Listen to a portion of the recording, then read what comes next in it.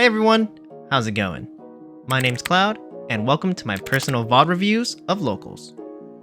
In this episode, we'll be taking a look at Game 2 of Week 2 of the OP10 Meta, where I play Green Yellow Yamato versus Red Shanks. Here's the deck list that I played in this match, and if you haven't already done so, please go check out the Locals retro video I made that covers this deck list and my overall thoughts on how Locals went this week. Without further ado, let's hop into the game. Alright, we've got game number 2 for week 2 of the OP10 Meta post bans. I'm playing Green Yellow Yamato versus Red Shanks. I am doing this review right after watching my game number 1, which went terribly. But I know that VOD review went really long. I think it was like 30 minutes or something. So I think in this match, I'm gonna try to just let the plays happen first and then pause the video maybe and talk about it afterwards. Originally, my goal was to just kind of talk about my moves as they happen so that you can just see the thought process behind some of my decisions, but it is making the videos a little bit long, so we'll see if I can speed it up. I'm just gonna do whatever feels, comfortable too. My opponent already finished shuffling here, so I was a little bit slow on the setup. But there we go, finish, and we're gonna roll 2 dice. I roll as usual. I'm gonna get a 5 and a 6, making it 11. My opponent rolls at 3 and a 5, 8. So it's my pick. Against Shanks, I just decided to go first, I believe. This is just so that I can, get that early attack in, start to pressure early. I did play against a Red Shanks last week, so let's see if I can apply anything I learned from last week into this game. Immediately we mulligan, so I'm going to pause there and go back to see what that opening hand was again.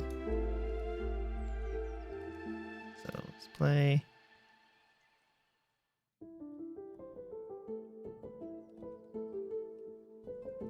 We get 2 Namis, 1 8-cost Kid, 1 3-cost Raizo, and 1 4-cost Basil. So the reason why I think I'm mulliganing here is because I am not seeing any of my early game options like Tonoyasu and Onami again. And it is just a bunch of 1k counters in hand, no 2k counters. I typically do like to see a 2k counter, so I think I just mulligan for those reasons. Nothing special. Didn't want to see these cards. I really am just trying to get that Tonoyasu or Onami early in hand, plus 2k counter and whatever other cards. I also think just having the Nami in hand isn't the greatest unless I, have other plays, because I only had, what was it, 2 characters with trigger, 3 maybe. So that means I'd have to give up cards in order to activate her on playability anyways. But we go for our final 5 cards in hand and then set up our lives. Let's see what I get. Okay, this one's a little better. So we get 8-cost Kid. We get 4-cost Basil Hawkins. We get 2-cost Onami. We get 4-cost Neko Mamashi. And we get Tonoyasu. So this is, in my opinion, a much better hand. I'm still missing a 2k counter, but that's fine because I got my early game options. So having the Tonoyasu and the Nami here just gives me some options on what I want to do in the early game. When I eventually go to like 5 Dawn, if I go first, hopefully I remember correctly that I went first, I can just put down the Basil Hawkins, and it's going to be something my opponent has to deal with. If they KO it, it just means that I'll be able to trash one of their life. So I'm liking this starting hand a lot better. Do my usual reshuffle. And then we fist bump and get the game going. I go 1 Dawn and pass it over. My opponent's going to do 2 Dawns and pass it back to me. I draw for the turn, 2 Dawn. He's at 6 cards in hand. I drew a 2k counter, which is beautiful. And I elect to just go 8k double attack. Just keep my cards healthy in hand. No need to play anything out, really. Just maybe take away 2 cards with that 8k swing. And then he goes 5k at my leader. I already brought him down to 3 life, so I'm okay with taking the hit, as you can see. Let me pause there. So yeah, this is why for this locals, I was really focused on trying to get my opponents down to 3 life or less. In fact, that's just Yamato's usual game plan.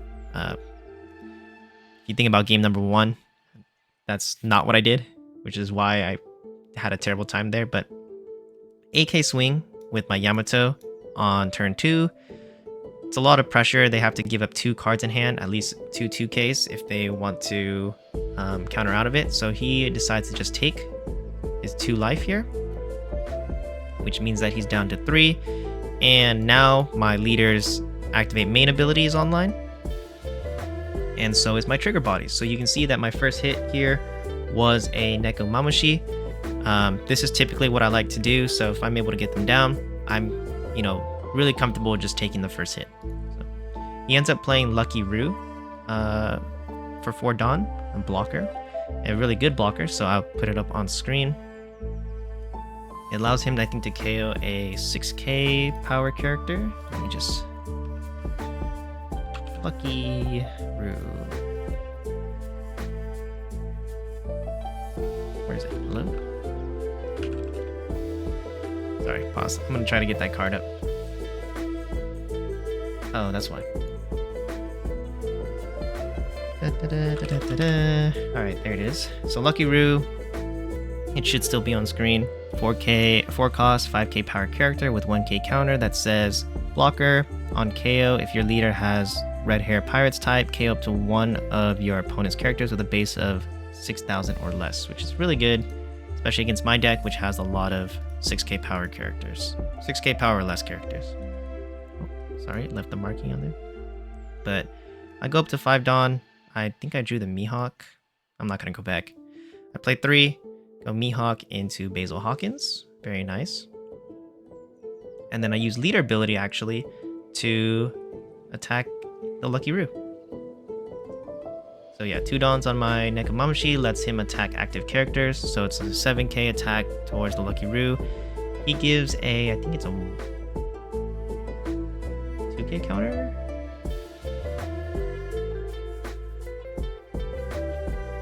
Wait a minute. Oh yeah, okay, so he used Shanks' ability. Yeah, he uses Shanks' ability to reduce my Nekomamushi down by 1k, so making it just a 6k attack, and then just uses a 2k. I then attach my last 2 Dawns to Yamato, and I attack his leader for double attack. He chooses to KO the Nekomamushi. So, I want to pause there. Let's talk about why I did that. You might be wondering why I didn't just attack first and then played like the Mihawk afterwards. It's because I was trying to force him to maybe KO the Basil Hawkins. So if I had the Basil Hawkins here, he could have tried KOing that. It's very unlikely, but I also wanted to be able to use my leader ability. So by playing the Mihawk into Basil Hawkins, I have rested 3 Dawn, giving me access to my leader ability to then attach 2 Dawn to my Nekomamushi, getting his ability online.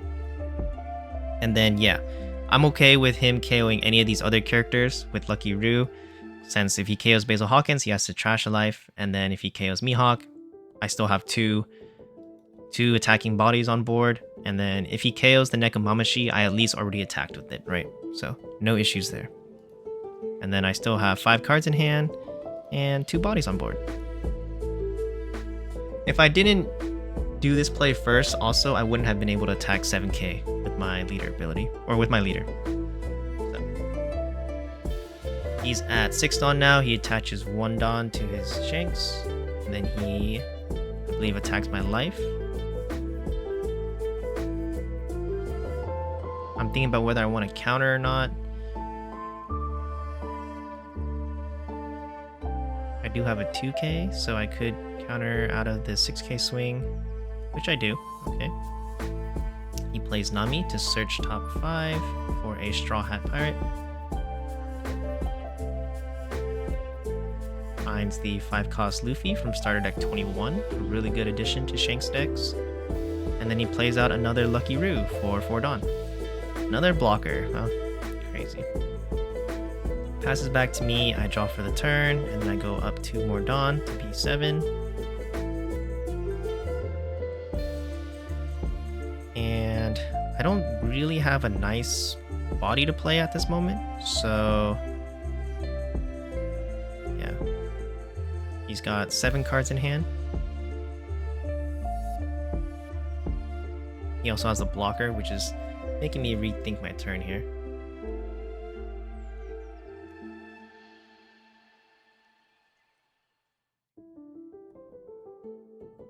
Okay. Looks like I'm thinking about playing the Nekomamushi, which would be 4 Dawn. I have 3 Dawns left to work with. I go 5k with Mihawk at his life. He uses leader ability, bringing it minus 1k, so it's only a 4k attack, does nothing.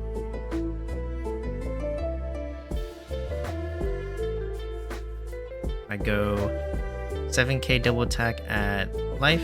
He chooses to block with Lucky Roo and KO the Mihawk. Again, probably not choosing to KO the Basil Hawkins, just because it means that it'll trash his own life. 4 Dawn. I think I just played the Nekomamushi here, right? Why am I leaving 4 Dawn up? Still has 7 cards in hand.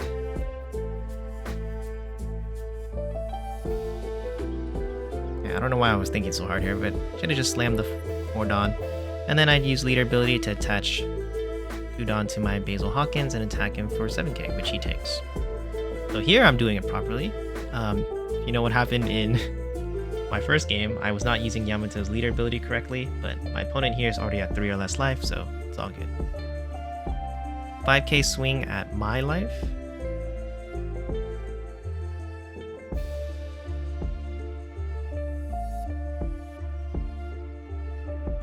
Yep, I take it, it's just a 2k. Sorry, real quick. I wanted to mention this.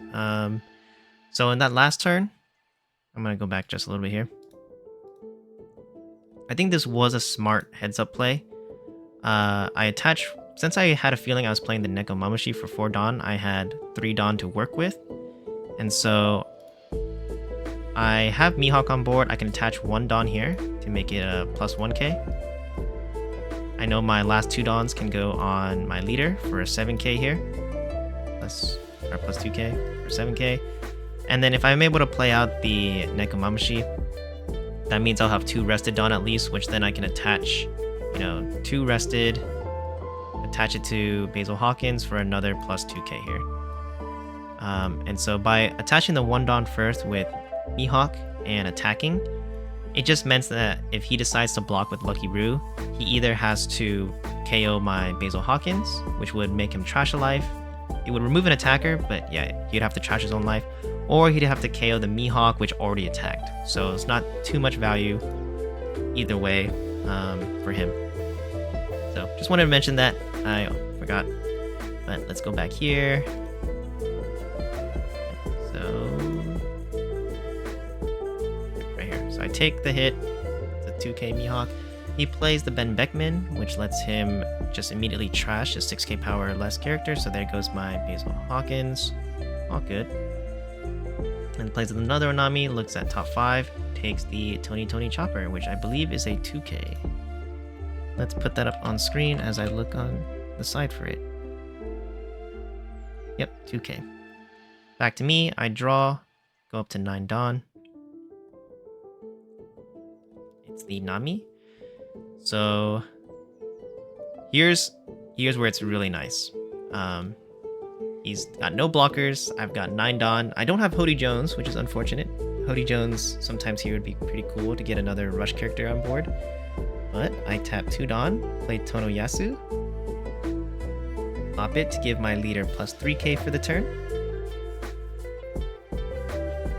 And then I'm going to tap another 2 Dawn to play Onami, giving my leader Banish. So now it's a 8k double attack Banish.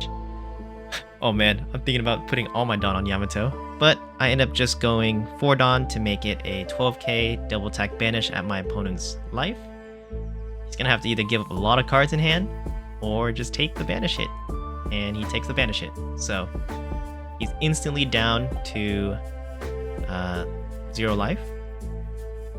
And I still have 1 Dawn to work with. I have Blade Slice in hand, so I think I'm just keeping that 1 Dawn up. So I just use leader ability, attach 2 Dawn to my Nekomamashi, and go 7k at life, which he just uses leader ability and then 2k's out of it. 4 cards in hand. I know I have Blade Slice in hand, so I left the Dawn up for that. I only have 2 life here, and he does have 2 attacking bodies with Ben Beckman and leader, but he could potentially just attach Dawn to Nami. So keeping the 1 Dawn up for Blade Slice just means I get plus 1000 power for the turn. He decides to go 7k at leader. And what do I do here? I could 2k 1k to get out of the hit.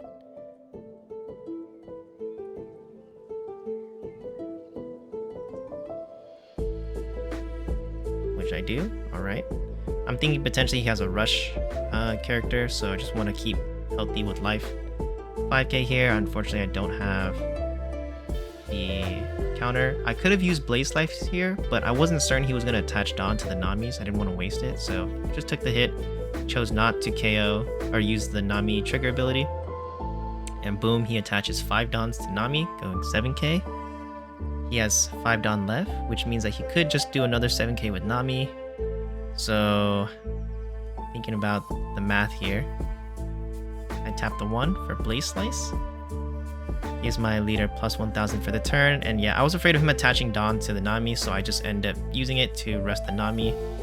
Because, yeah, he did take the 5 cost Luffy, ST21 Luffy. I'll put that back up on screen. This one does have Rush, so...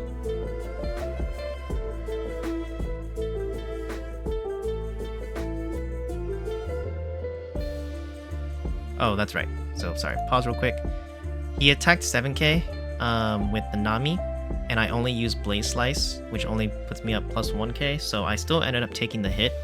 I didn't have enough counter in hand, really, to get out of that, so it was the Nico Robin, and let's not go into the next play just yet. It's the Nico Robin, which is a 1k counter. I don't want to trigger it, no point. But yeah, so now he uses 5 Dawn, allows him to attach 1 Dawn. The Luffy's ability allows him to attach 1 rested Dawn to a character or leader. So then he puts it on the Luffy, going for 7k.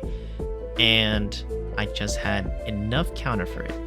1k with Nami, 1k with the Nico Robin, plus the 1k from Blaze Slice. So I go up to 8. And he just scoops there.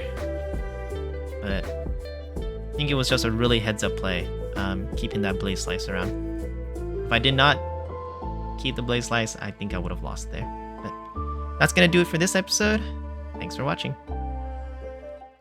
Until next time, remember, keep your minds fresh and your spirits free. See ya!